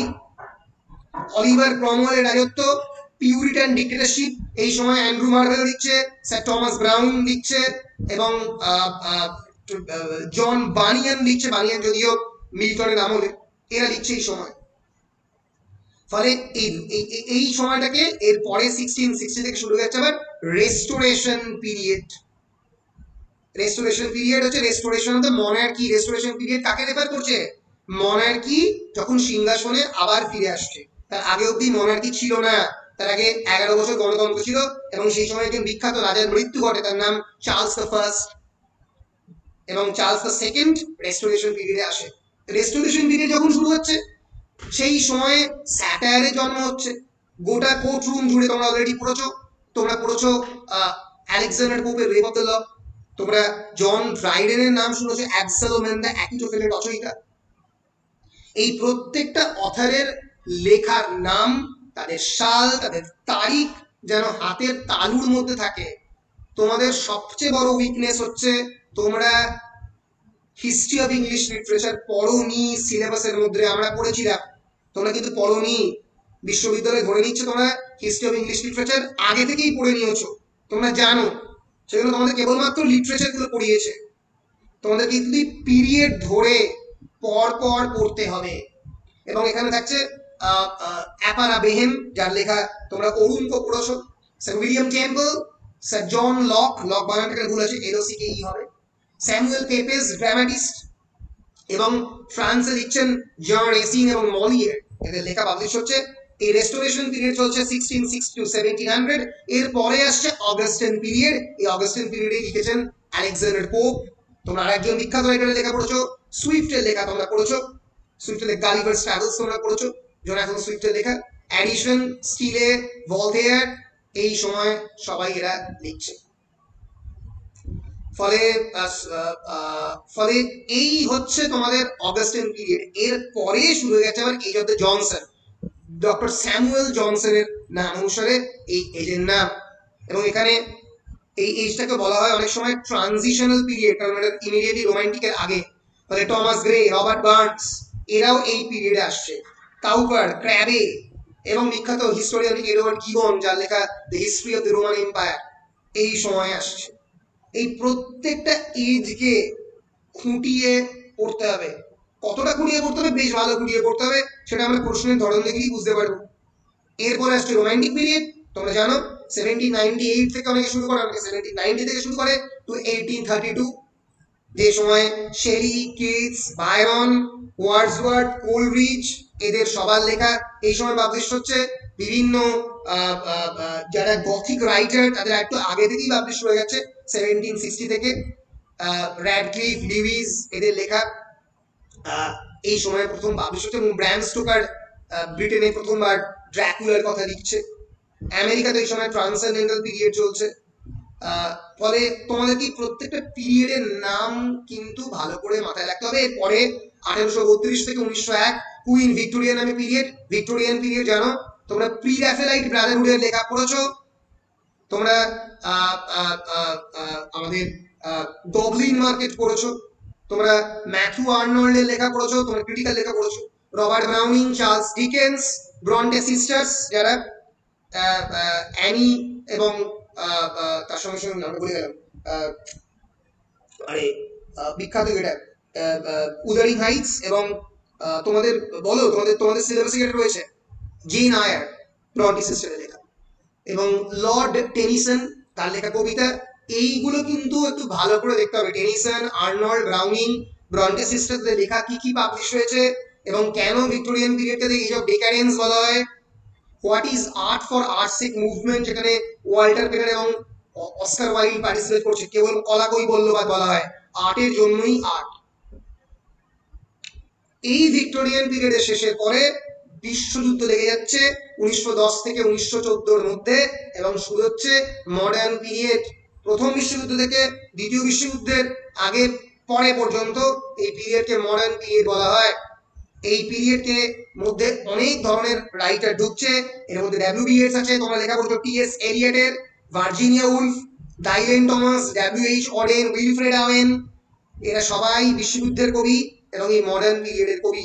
এর মধ্যে লস্ট জেনারেশন আমেরিকাতে চলছে, জ্যাজ মুভমেন্ট, তোমরা জ্যাজ এজ নিয়ে লেখা পড়েছো, তোমরা হেমিংওয়ে, স্টেন, ফিটজেরাল্ড, ফকনারের লেখা অল্প অল্প পড়েছো। হার্লেম রেনেসাঁস এই সময় হচ্ছে। This is the period of the realism, বাস্তববাদের সময়। এই মডার্ন পিরিয়ডের পরে যে সময়টা আসছে 1945 অনওয়ার্ডস, সেটা হচ্ছে পোস্ট মডার্ন পিরিয়ড। তোমরা টি.এস. এলিয়টের লেখা খানিকটা পড়েছো, তোমরা স্যামুয়েল বেকেটের ওয়েটিং ফর গোডো পড়েছো। গোডোর জন্য অপেক্ষা, চারপাশে একটা এক্সিস্টেনশিয়াল ক্রাইসিস, কোনো পরিবর্তন নেই, কি জন্য অপেক্ষা করছি জানি না। The god has been transformed into a dot, Godot. এই সময়টাকে বলা হচ্ছে পোস্ট মডার্ন পিরিয়ড। মডার্নিজমের সঙ্গে পোস্ট মডার্নিজমের সবচেয়ে বড় ডিফারেন্স হচ্ছে মডার্নিজমের রাইটারদের মধ্যে একটা আশা ছিল, there was a constant sense of aspiration, but in postmodernism there is no sense of hope. The hope has completely been destroyed. Rather there is a celebration for the uncertainty. এই অনিশ্চয়তার সমুদ্রে আমরা সাঁতার কাটবো, এই অনিশ্চয়তাকে সেলিব্রেট করা শুরু করলো পোস্ট মডার্নিজমে। টম স্টপারের লেখা, ফাউলসের লেখা, ক্যালভিনো, ইটালো ক্যালভিনো, গিন্সবার্গ, টমাস পিনচন, এদের ল্যাংস্টন হিউজ, স্যান্ড্রা সিনসেরোজ, এই এবং ম্যাজিক রিয়েলিস্টের লেখা, গ্যাব্রিয়েল গার্সিয়া মার্কেজ, এরা কিন্তু প্রত্যেকেই এই পোস্ট মডার্ন পিরিয়ডের মধ্যে পড়ছে। একটা বিরাট বড় অংশের কোয়েশ্চেন এন্ট্রান্সে আসে কিন্তু এই পোস্ট মডার্ন পিরিয়ড এবং ইন্ডিয়ান রাইটিং ইন ইংলিশ থেকে। ইন্ডিয়ান রাইটিং ইন ইংলিশ মানে কি, আমাকে পড়তে হচ্ছে কিন্তু মূল ব্রাজানন, আমাকে পড়তে হচ্ছে আর কে নারায়ণন, আমাকে অবশ্যই পড়তে হচ্ছে Salman Rushdie, history of the Indian writing in English কিন্তু পড়তে হবে। সেখান থেকে এন্ট্রান্সের একটা বড় অংশের কোয়েশ্চেন আসে ইন্ডিয়ান ইংলিশ লিটারেচার থেকে। এক্ষেত্রে ভালো বই এই অরবিন্দ কৃষ্ণ মেহত্রা, এই বইটাও তোমাদের ড্রাইভে দেওয়া আছে, একটু দেখে নেবে।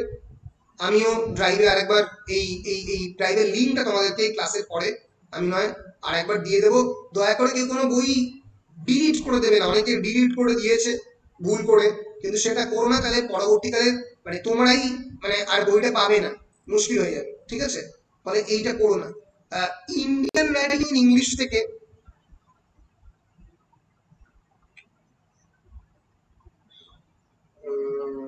সরি, এইটা তো একটা আলাদা।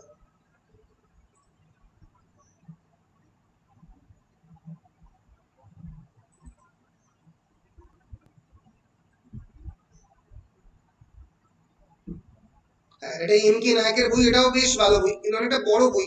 এবার এখান থেকে তোমরা মানে তোমাদের এক্ষেত্রে যারা ইম্পর্টেন্ট অথার, তারা যাক তোমাদের সিলেবাসে যেগুলো ছিল, অরুন্ধতী রায়, তারা যাক তোমাদের সিলেবাস ছিল সালমান রুশদি, এদের লেখা কোন কোনগুলো আছে, কোনগুলো ইম্পর্টেন্ট লেখা, সেগুলো তোমাদের একটু ভালো করে দেখতে হবে। কারণ এখান থেকে কিন্তু একটা বড় অংশের কোয়েশ্চেন আসে এই ইন্ডিয়ান রাইটিং ইংলিশ থেকে, এবং আরেকটা বড় অংশের কোয়েশ্চেন আসে পোস্ট কলোনিয়াল লিটারেচার বা কমনওয়েলথ লিটারেচার থেকে। কমনওয়েলথ লিটারেচার মানে কি? কমনওয়েলথ লিটারেচার মানে হচ্ছে আফ্রিকান, ক্যারিবিয়ান, অস্ট্রেলিয়ান এই লিটারেচার থেকে একটা বড় অংশের কোয়েশ্চেন আসে। এখানে দেখো এটা মোটামুটি এই যে ইন্ডিয়ান থেকে একটা মোটামুটি তালিকা আছে। রাজা রাও একটু ভালো করে তৈরি করতে, রাজা রাও বিখ্যাত লেখা কান্থাপুরা, কান্থাপুরা থেকে কোয়েশ্চেন আসতে পারে। তারপরে ধরা যাক তোমার মূলরাজ আনন্দ, একটু ভালো করে তৈরি করতে হবে। কুলি, গাইড, গাইড আছে আমাদের আরকে নারায়ণের লেখা। এই লেখাগুলো একটু সামারি গুলো ভালো করে দেখতে হবে এবং এই অথারদের সম্পর্কে একটু ভালো করে জানতে হবে, এখান থেকে কোয়েশ্চেন পড়ে। ফলে আমরা যে তালিকাটা করছিলাম সেই তালিকা যদি ফিরে যাই, তাহলে আমাদেরকে পড়তে হচ্ছে হিস্ট্রি অফ ইংলিশ লিটারেচার,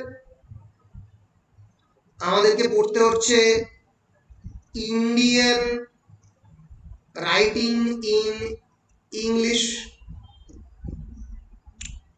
আমাদেরকে পড়তে হচ্ছে কমনওয়েলথ লিটারেচারের হিস্ট্রি, অর্থাৎ আফ্রিকান, ক্যারিবিয়ান, অস্ট্রেলিয়ান। একটু ধরে যাক আমি দেখাচ্ছি লিটারেচার। তো আমাকে জিজ্ঞেস করতে পারো স্যার কেমন করে পড়বো অস্ট্রেলিয়ান লিটারেচার, এখন কেমন করে পড়বো?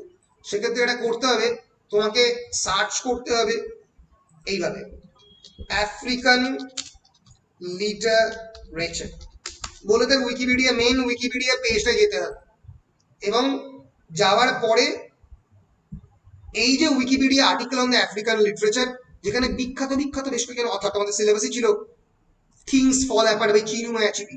তোমরা একটু চিনুময় আচিবি কে, তার লেখা টেক্সটগুলোর নাম একটু পরপর পরপর দেখে নিই। এইভাবে তোমাকে কমনওয়েলথ লিটারেচারের ক্ষেত্রে প্রিপারেশনটা করতে হবে। তোমাকে একটু ধরে যাক তোমরা পড়ছো হচ্ছে এই যে colonial Africa literature, post colonial Africa literature, ওলি সোয়েনকা বিখ্যাত রাইটার, অ্যালবিয়ের কামু বিখ্যাত রাইটার, যার লেখা আউটসাইডার একটু দেখে নিলাম কে অ্যালবিয়ের কামু, ন্যাভিন গডিমার একটু দেখে নিলাম। এখান থেকে কিন্তু প্রশ্ন আসে, অনেকগুলো প্রশ্নই আসে, প্রায় 10-12টা প্রশ্ন কিন্তু আজকাল আসছে এই আফ্রিকান, ক্যানাডিয়ান, আমেরিকান, ক্যারিবিয়ান, এই যে Commonwealth literature, post colonial literature থেকে, এবং ইন্ডিয়ান, এখান থেকে কিন্তু প্রশ্ন আসছে।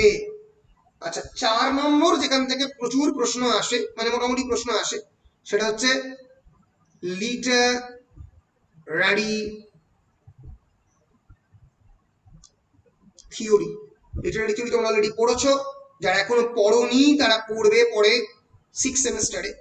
লিটারারি থিওরিতে post colonial literature, structuralism, post structuralism, feminism, Marxism ভালো করে তৈরি করো, সারা জীবনই কাজে লাগবে এই ধরনের পড়াশোনা।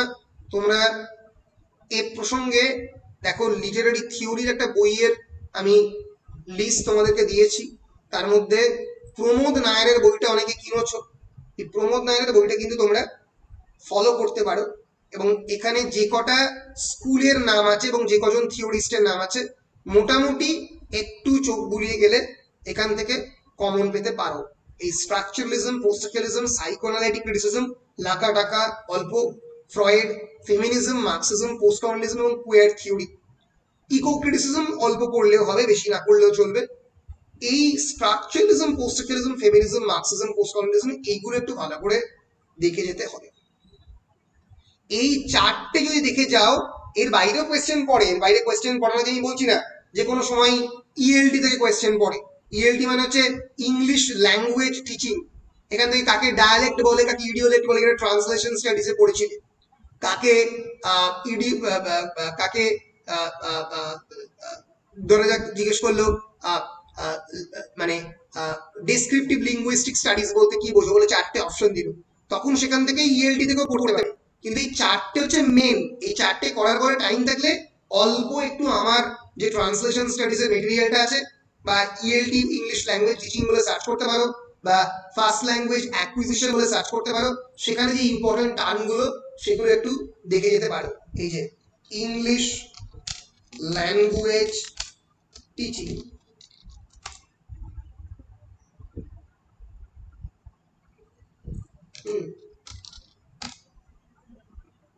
এই যে teaching English as a second or foreign language, উইকিপিডিয়াটা খুলতে পারো এখানে, এবং খুলে এই যে বেসিক যে টার্ম গুলো, এই কাকে বলে রিডার, কাকে বলে রাইটার, কমিউনিকেটিভ ল্যাঙ্গুয়েজ ট্রেনিং কাকে বলে, টাস্ক বেসড ল্যাঙ্গুয়েজ লার্নিং কাকে বলে, এইগুলো অল্প অল্প দেখতে পারো। এখান থেকে অনেক সময় কোয়েশ্চেন দেয়।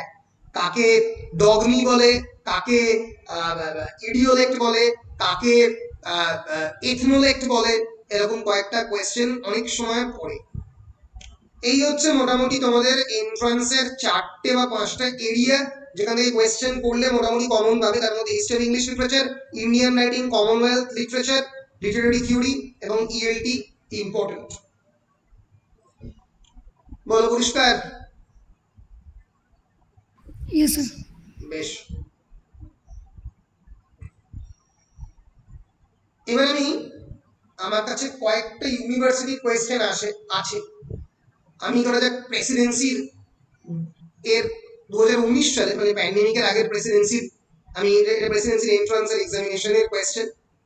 ওদের পরীক্ষার নাম হচ্ছে পামডেট, PUMDET, Presidency university entrance examination. এইরকম ধরনের কোয়েশ্চেন আসে। ধরা যাক কোয়েশ্চেন করলো ম্যাথু আর্নল্ড, এই মানে এটা প্রেসিডেন্সি বলে নয়, এরকম মোটামুটি মোরাললেস সেম প্যাটার্ন বা স্ট্যান্ডার্ড বর্ধমানে হয়, কলকাতাতে হয়, সবেতেই এরকমই স্ট্যান্ডার্ড মোটামুটি ফলো করে। তাহলে যে কোয়েশ্চেন করলো Matthew Arnold criticize Chaucer's poetry for lacking, Matthew Arnold বিখ্যাত লেখা এসে অন ক্রিটিসিজমে চসারের পোয়েট্রির মধ্যে একটা বিশেষ খামতির কথা বলেছিল। সেটা কি? ক্লাসিক্যাল লার্নিং, হাই সিরিয়াসনেস, মরাল পারপাস নাকি এস্থেটিক স্কিল। এই 4টার মধ্যে যে কোনো একটা উত্তর হবে। এবার তোমরা যারা ম্যাথু আর্নল্ডের লেখা পড়ছো তারা জানো আর্নল্ড একটা বিশেষ মেথডের কথা বলেছিল লেখার মধ্যে, সেটা টাচস্টোন মেথড। টাচস্টোন মেথড কি? টাচস্টোন মেথড হচ্ছে লেখার মধ্যে একটা অত্যন্ত ইম্পর্টেন্ট বিষয় হচ্ছে এথিক্স বা মরালিটি। লেখাটা ছুঁয়ে দিলে তোমার মধ্যে কোনো মরাল বা এথিক্যাল চেঞ্জ হচ্ছে কিনা। ফলে এই উত্তরটাকে তুমি নাও জানো, যে তুমি ম্যাথু আর্নল্ডের ক্রিটিসিজমের নেচার জানো, তাহলে তুমি উত্তর করতে পারবে সি, উত্তর হবে মরাল পারপাস। জিওফ্রে চসারের লেখার মধ্যে মরাল পারপাস ছিল না বলে আর্নল্ড মনে করেছিলেন। এবার পরের কোয়েশ্চেনটা হচ্ছে মিডিয়েভাল পিরিয়ড থেকে, medieval alliterative poem Pearl, which of the following forms of the poetry appropriately describes Pearl. পার্লের মধ্যে কি? Pearl alliterative verse, heroic poem, elegy নাকি রোম্যান্স? বলো পার্ল কি? এনিওয়ান যে পার্ল পড়েছো, মানে পার্লের কথা জেনেছো? পার্ল তো পড়া সম্ভব নয়।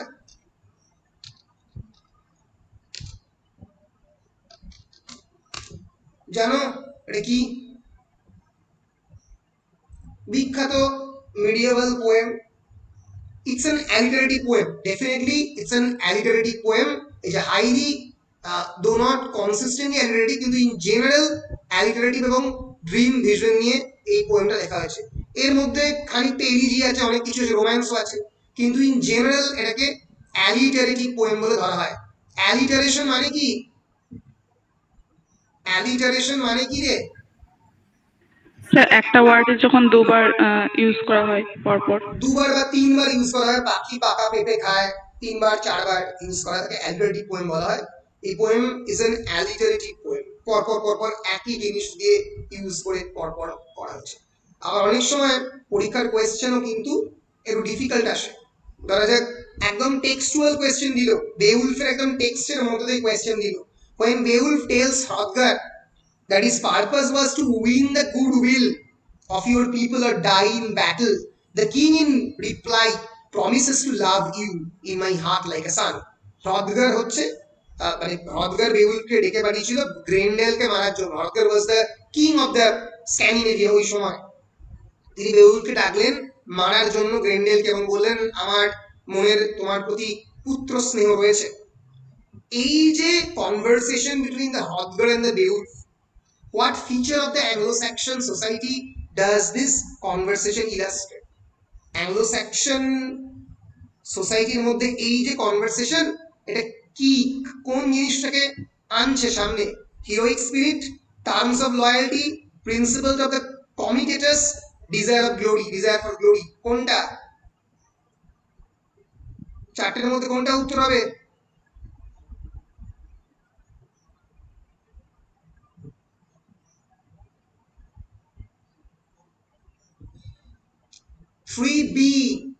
টার্মস অফ লয়ালটি একজন রাজার প্রতি একজন সাধারণ subject, Beul can B A heroic subject, but তার রাজার প্রতি লয়ালটি সেটা সেই ইলাস্ট্রেট করছে। প্রিন্সিপাল অফ কমিটিটা হতে পারতো, কিন্তু বেউল তার আগে পর্যন্ত কোনো কমিটমেন্ট করেনি, এর পরে কমিটমেন্ট করবে যে গ্রেন্ডেলকে মারবে। ফলে সেই জন্য যেহেতু সে সাধারণ সাবজেক্ট এবং ওর দিকে রাজা, তাই সে এখানে লয়ালটি, সে রাজার প্রতি লয়াল। আচ্ছা, এইটা এই এই এই প্রশ্নের উত্তরটা খুবই সহজ, এটা বলা উচিত। 4 number question, the title of Thomas More's Utopia. Utopia কত সালে লেখা আছে? ইউটোপিয়া কত সালে লেখা হয়েছে? 1511 এলিজাবেথান পিরিয়ডে বিখ্যাত লেখা টমাস মোরেস ইউটোপিয়া। ইউটোপিয়া কিসের জন্য স্ট্যান্ড করছে? ইউটোপিয়া মানে কি? Ideal state. Ideal state. Second option হচ্ছে Agremont Island in the South Wales, a place that is not a new world. এই চারটের মধ্যে কোনটা অপশন? স্যার এটা A, ideal state. Absolutely right. এই রকম ভাবে এই কোয়েশ্চেনটা, how many tales did Geoffrey Chaucer finally include in the Canterbury tales? কটা টেল ইনক্লুড করেছিল ক্যান্টারবেরি টেলসে? 20, 25, 45 নাকি 24? এটা হিস্ট্রি অফ ইংলিশ লিটারেচার পড়লেই জানতে হবে। 24। এইরকম ভাবে প্রিপারেশন করতে হবে। আমি অনেকগুলো কোয়েশ্চেন দিয়েছি তোমাদের গ্রুপে, কোয়েশ্চেন গুলো দেখতে হবে। একটা পাশে একটা এই একটা হিস্ট্রি অফ ইংলিশ লিটারেচারের বই নিয়ে বসতে হবে, আর পাশে একটা প্র্যাকটিস বই নিয়ে বসতে হবে। প্র্যাকটিস বইটা কোত্থেকে পাবো স্যার? প্র্যাকটিস বই যেটা করতে পারো, নেটের একটা বই রয়েছে অ্যারিহান্টের পাবলিকেশনের, অ্যারিহান্ট নেট বুক। সেখানে অনেক কোয়েশ্চেন রয়েছে, নেটের কোয়েশ্চেন, নেটের বাইরের কোয়েশ্চেন। এই যে পেপার 2 এর জন্য ফ্লিপকার্টে available UGC NTA UGC NET English paper, অ্যারিহান্টের বইটা, এটা নিয়ে প্র্যাকটিস করতে পারো। এটা একটা প্র্যাকটিস বুক হতে পারে, কারণ অনেকগুলো মাল্টিপল চয়েস কোয়েশ্চেন সেখানে ইনভলভ, অনেক তো সেখানে রয়েছে। তাহলে মাল্টিপল চয়েস কোয়েশ্চেন তো আমার দরকার। ফলে এখান থেকে মাল্টিপল চয়েস কোয়েশ্চেন পাবে।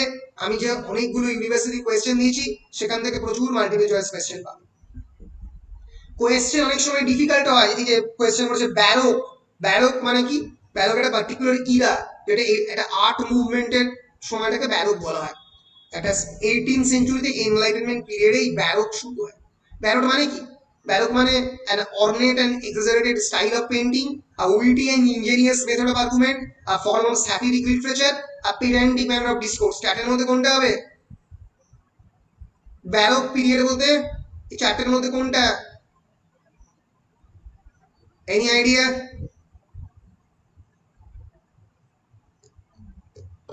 Sir B.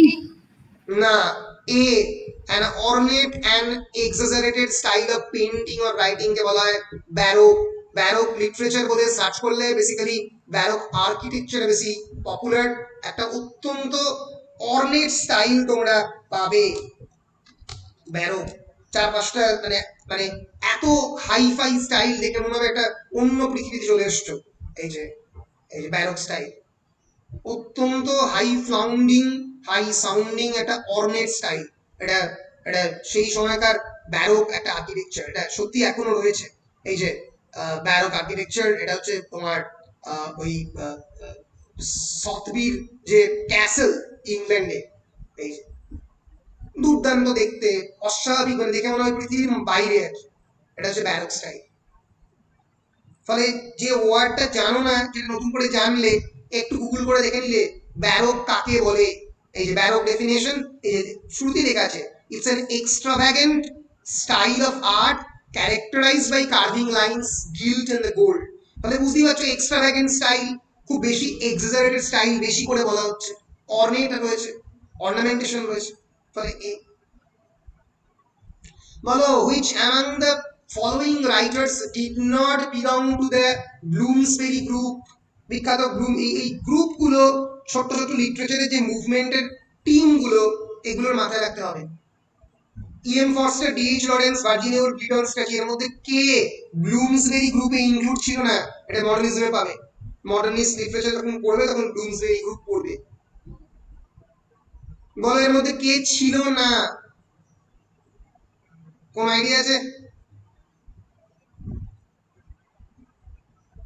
ব্লুমসবেরি গ্রুপ কে তৈরি করেছিল? ইএম ফস্টার তৈরি করেছিল এই গ্রুপ। এর মধ্যে অবশ্যই ভার্জিনিয়া উলফ ছিল, লিটন স্ট্র্যাচি যিনি তার বিখ্যাত বই হচ্ছে এমিনেন্ট ভিক্টোরিয়ান্স যিনি লিখেছিলেন ছিল, যিনি ছিলেন না তিনি হচ্ছেন ডি লরেন্স, অপশন সি। এইভাবে উত্তর রেডি করতে হবে, এইভাবে প্রিপারেশন করতে হবে। তোমরা এখন অনেকেই রেডি নয়। এই যে সমস্ত অ্যাওয়ার্ড যে প্রাইজ গুলো, man Booker prize, Nobel prize, এই লিস্ট একটু মাথায় রাখতে হবে। তোমাদের এবছর, এর আগের বছর নোবেল প্রাইজ কে পেয়েছে, কে নোবেল প্রাইজ জন্য নমিনেট হয়েছে, বুকার প্রাইজ কে পেয়েছে, কে নমিনেট হয়েছে, তার লিস্ট মাথায় রাখতে হবে। Which among the following graphic novels was first to be nominated for the 2018 Man Booker Prize? বিখ্যাত গ্রাফিক নভেল। তোমরা যে গ্রাফিক নভেল মানে কমিক্স, তোমরা অনেকেই জানো না, পড়তে হবে, জানতে হবে। স্যাব্রিনা। এইভাবে তোমাদের কিন্তু রেডি হতে হবে। আমি কি পরিষ্কার? বলো আমি পরিষ্কার কিনা? বেশ, এই হচ্ছে মোটামুটি তোমাদের এন্ট্রান্সের সিলেবাস, এবং আমি একটা জেনারেল স্ট্রাকচার দেখাবার চেষ্টা করলাম কি কি ধরনের প্রশ্ন এন্ট্রান্সে আসে। এন্ট্রান্সের কোয়েশ্চেন সহজ আসবে না, কারণ entrance is a game of elimination করা হবে। তাহলে ন্যাচারালি এন্ট্রান্সে সহজ প্রশ্ন আসবে না।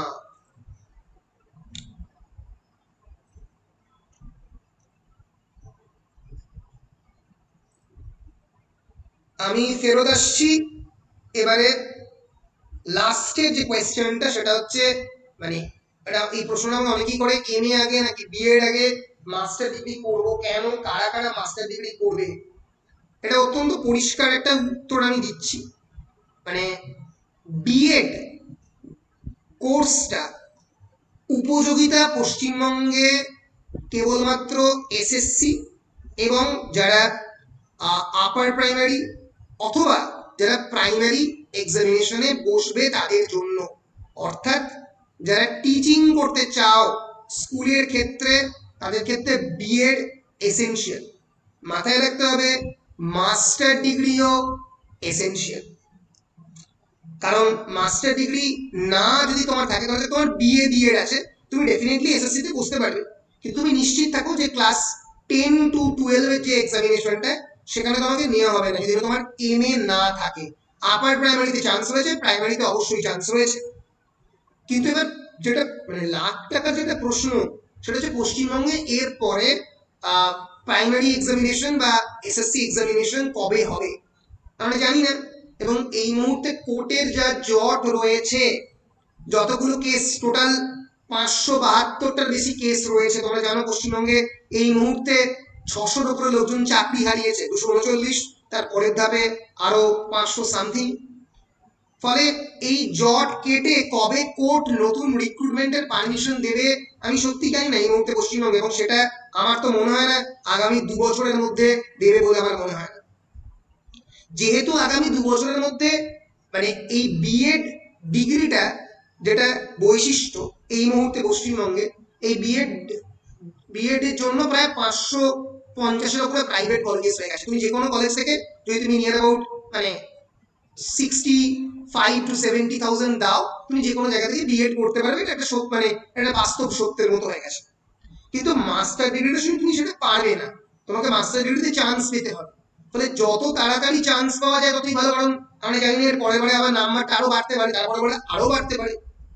ফলে যদি মাস্টার ডিগ্রিতে কেউ চান্স পেয়ে যাও, এবং যদি কারোর লক্ষ্য থাকে হায়ার সেকেন্ডারি বা ক্লাস 10 এর পরে টিচিং, আমি স্পেসিফিক্যালি বলছি যদি কারোর টার্গেট থাকে ক্লাস 10 to 12 টিচিং, প্রাইভেট এবং তার সঙ্গে সঙ্গে গভর্নমেন্ট, দুটোতেই। প্রাইভেট এই জন্য বলছি কারণ গভর্নমেন্টে তো গত 6 বা 7 বছর তো এসএসসি হয়নি। ফলে বহু আমার বন্ধু বান্ধব বহু প্রাইভেট স্কুলে 30-40 হাজার টাকা মাইনে দিয়ে চাকরি করছে, এই এমএ এবং বিএড দুটো কোয়ালিফিকেশন করেছে বলেই। না হলে এসএসসি তো রিক্রুটমেন্টই হচ্ছে না। লাস্ট রিক্রুটমেন্ট হয়েছে 2000 মানে রিক্রুটমেন্ট মানে প্রপারলি হয়েছে 16 রিক্রুটমেন্টটা, তারপরে রিক্রুটমেন্ট হয়নি 2022, এখন হয়ে গেছে কোনো রিক্রুটমেন্ট নেই।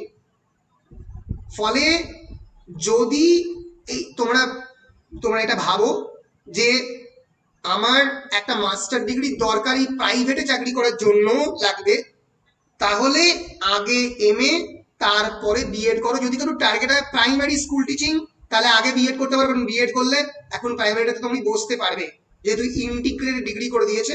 বিএডটাও আগে ডিএলএড ছাড়া বসা যেত না, এখন বিএড ছাড়া বসা যাচ্ছে, বিএড নিয়েও বসা যাচ্ছে। ফলে যদি তোমাদের লক্ষ্য হয় প্রাইমারি স্কুল, যদি তোমার মনে হয় প্রাইমারি স্কুলে তুমি পরীক্ষাটা দেবে, সেটাও কবে হবে আমরা জানি না, কারণ সেটাও তদন্তের মধ্যে ফেসে আছে। ফলে যদি তোমার মনে হয়, তুমি যদি বিশ্বাস করো কি সামনে 2 বছরের মধ্যে যদি রিক্রুটমেন্ট না হয়, তাহলে আগে এমএ করে রাখতে পারো, তারপরে বিএড করতে পারো। আর যদি তোমার মনে হয় যে তুমি রিস্ক নেবে, তুমি আপার প্রাইমারিতে পড়াবে, তাহলে আগে এমএ পরে BEd. In both the cases তোমার 4 বছর যাচ্ছেই। এবার তুমি এম এর সময় তুমি কম্পিটিটিভ এক্সামিনেশনের জন্য খুব ভালো প্রিপারেশন নিতে পারবে, তা পারবে না। বিএড এর সময় পারবে, কারণ বিএড এ তেমন কিছু করতে হয় না। তুমি এমএ পাস করছো নিয়ার অ্যাবাউট 22 বা 23 বছর বয়সে, তারপরে তুমি ন্যাচারালি তোমার যেদিকে তোমার মনে হচ্ছে যে আইদার টিচিং বা তুমি বিসিএস এর জন্য প্রিপারেশন ওই পরেও নিতে শুরু করতে পারো, সেটা তোমার ইচ্ছা। কিন্তু আমি ব্যক্তিগতভাবে বলি, যদি তুমি বিসিএস এর জন্য প্রিপারেশন নিতে শুরু করো, তাহলে আগেই করো, তোমার যদি টার্গেট হয় অ্যাডমিনিস্ট্রেটিভ জব। কিন্তু যদি তোমার টার্গেট হয় সোনলি টিচিং জব, তাহলে সেক্ষেত্রে তুমি মাস্টার ডিগ্রি এবং বিএড এর দিকে যাও। যদি তোমার মনে হয় যে তুমি আপার প্রাইমারির ওপরে পড়াবে, তাহলে মাস্টার ডিগ্রি করতেই হবে, মাস্ট, নাহলে পাবে না, কারণ অলরেডি মানে মাস্টার ডিগ্রি প্রচুর লোকজন আছে। ফলে এটুকু শিওর যে মানে মাস্টার ডিগ্রিকেই বেশি পরিমাণে প্রেফারেন্স দেওয়া হয়। এমএ এবং বিএড এর সংখ্যা তো হিউজ, ফলে তাই। এবং তারপরে তুমি বিএড করতে পারো। যদি তোমার মনে হয় তুমি প্রাইমারি পরীক্ষাটা আগে হয়ে যেতে পারে, প্রাইমারি পরীক্ষা দিতে চাও, তাহলে আগে বিএড করে পরে এমএ করতে পারো। সেক্ষেত্রে এমএ রেগুলারে চান্স পাওয়ার সম্ভাবনা তোমার কমে যাবে। তোমাকে সেক্ষেত্রে এমএ করতে হবে ডিস্টেন্সে। এটা তোমার পুরোপুরি তোমার হাতের উপরে, তোমার কেরিয়ার চয়েসের উপরে ডিপেন্ড করছে। পরিষ্কার? Yes, sir. বেশ, এই মোটামুটি ছিল আমার বক্তব্য। এবার কারোর যদি কোনো প্রশ্ন থাকে, তাহলে সেই প্রশ্নগুলো করতে পারো।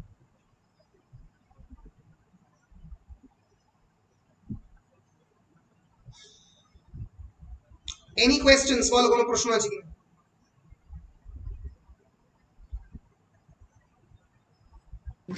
স্যার বিশ্ব বাংলাতে স্যার কি কি অসুবিধা হতে পারে? বিশ্বভারতীতে কি কি অসুবিধা? অসুবিধা এসব কিছু নেই। বিশ্বভারতীতে চান্স পাওয়াটাই মুশকিল। বিশ্বভারতীতে ওই 6 না থেকে স্যার, 7 বিশ্বভারতী বলুন স্যার, বিশ্ব বাংলাতে। বিশ্ব বাংলাতে অসুবিধা, বিশ্ব বাংলাতে আমার ধারণা যেটা ওদের কোনো ক্যাম্পাস তৈরি হয়নি এবং ওদের কোনো ফুল টাইম টিচিং ফ্যাকাল্টি এই মুহূর্তে নেই, ওদের কোনো পার্মানেন্ট টিচার নেই, সবই ওদের মানে পার্ট টাইম টিচিং ফ্যাকাল্টি। ফলে এখনো যেহেতু ওদের কোনো ফিজিক্যাল ইনফ্রাস্ট্রাকচার তৈরি হয়নি বিশ্ব বাংলাতে, তাই এটাই একমাত্র অসুবিধা যে অফলাইন ক্লাস হলে ওরা ওই বোলপুর কলেজে ক্লাস খানিকটা করাচ্ছে, খানিকটা ওয়েবেল বিল্ডিং এ করাচ্ছে। এইটা হচ্ছে বিশ্ব বাংলার এক এবং একমাত্র অসুবিধা। এবং ওরা কবে রিক্রুটমেন্ট করবে আমরা জানি না। রিক্রুটমেন্ট করে নতুন টিচার নেবে, তারপরে ওরা প্রপারলি ক্লাস শুরু করতে পারবে। এখনো পর্যন্ত ওরা কিন্তু পরীক্ষাটা নিচ্ছে অফলাইন, কিন্তু ক্লাস করেছে অনলাইন। ওরা এবারে অফলাইন এক্সামিনেশন নিয়েছে মাস্টার ডিগ্রিতে, কিন্তু ক্লাস করিয়েছে অনলাইন। কারণ ওদের অফলাইন টিচিং যে ইনফ্রাস্ট্রাকচার সেটা নেই। ক্লাস খুবই ভালো হচ্ছে, দিনে 3-4টে করে ক্লাস হচ্ছে, কিন্তু পুরোটাই অনলাইন। ওদের ক্ষেত্রে কিন্তু এই মুহূর্তে কিন্তু বিল্ডিং নেই, হয়তো তোমাদের প্রথম 2টো সেমিস্টার অনলাইনে ক্লাস হবে এবং অফলাইনে পরীক্ষা হবে। এইটা বিশ্ব বাংলার ক্ষেত্রে ব্যাপার। পরীক্ষাটা কিন্তু অফলাইনে নিচ্ছে। মাস্টার ডিগ্রির পরীক্ষা তোমাদেরকে জানিয়ে রাখি, কোথাতেই অনলাইনে হয়নি, সবই অফলাইনেই হয়েছে।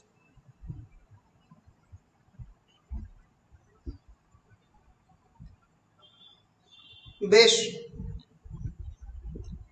এই হচ্ছে মোটামুটি বিশ্ব বাংলার অসুবিধে। আর সুবিধা হচ্ছে নাম্বার ভালো হয়, বিশ্ব বাংলায় মোটামুটি যথেষ্ট ভালো ক্লাস হয় এবং পড়ানো হয়। এই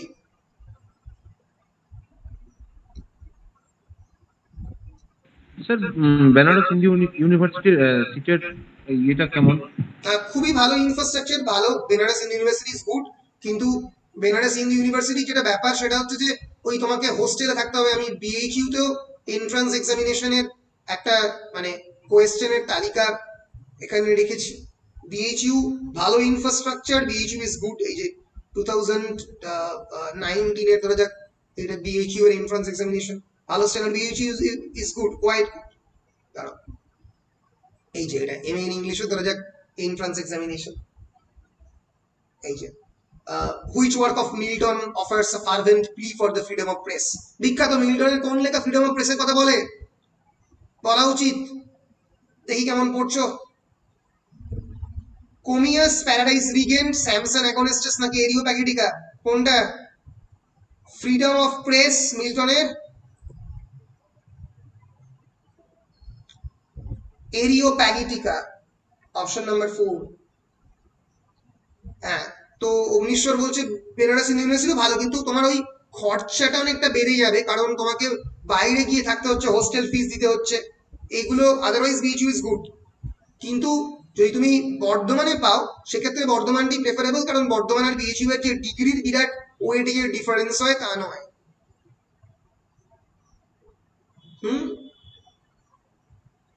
স্যার সিলেবাসটা বর্ধমানের থেকে একটু উন্নত হবে আশা করি। হ্যাঁ, না সিলেবাস এখন তো সমস্ত জায়গাতেই একই সিলেবাস হয়ে গেছে, সিলেবাসের আর কোনো পার্থক্য নেই, কারণ এই সিবিসিএস চালু হওয়ার পরে বর্ধমান থেকে শুরু করে সব জায়গাতেই মোরলেস একই। ইনফ্যাক্ট বর্ধমানের সিলেবাস এই মুহূর্তে বলা যেতে পারে খুবই উন্নত, কারণ ওদেরটা কি মানে আমার মতে ভারতবর্ষের সব থেকে বিগেস্ট সিলেবাস তারা তৈরি করেছে। এটা হচ্ছে বর্ধমানের মাস্টার ডিগ্রি সিলেবাস, দেখে অজ্ঞান হয়ে যেতে পারো, 115 পাতা সিলেবাস। যেটা কিন্তু অন্য কোনো ইউনিভার্সিটির এত টেক্সট এবং এত সিলেবাস কলকাতারও নেই। কলকাতার সিলেবাস হচ্ছে ওই 50 পাতা বা 60 পাতা, বর্ধমানের মানে রেঞ্জ মানে সিলেবাসটা দেখলে মানে পুরো ছবি আর কি, এমন সিলেবাস তৈরি করেছে। সব বিভিন্ন ইউনিভার্সিটি মিলিয়ে মিশিয়ে দিল্লি সিলেবাস মাস্টার ডিগ্রি 54 পাতা, যেখানে বর্ধমান ইউনিভার্সিটি 115 পাতা, এর ডাবল। মানে সিলেবাসটা একটা বই আর কি, ছোটখাটো বই আর কি যদি পাবলিশ করে। ফলে সিলেবাস মানে বর্ধমান বিশ্ববিদ্যালয়ের সিলেবাস খুবই ভালো, যথেষ্ট ভালো, খারাপ নয়, ঠিক আছে। কিন্তু হ্যাঁ, ডিগ্রির ওয়েটেজের ভিত্তিতে হয়তো কলকাতায় ইয়ে থাকবে। বিএইচইউ খারাপ নয়, আমি বিএইচইউ কে মানে বলছি না যে মানে বর্ধমানের থেকে পিছিয়ে থাকবে, এগিয়ে থাকবে। ইনফ্যাক্ট এবারে র্যাঙ্কিং এ তো বিএইচইউ কলকাতার পরেই র্যাঙ্ক করেছে, কলকাতা যাদবপুরের পরেই র্যাঙ্ক করেছে NIRF, national institute ranking framework. কিন্তু কাছাকাছির মধ্যে বর্ধমান খুব খারাপ নয়।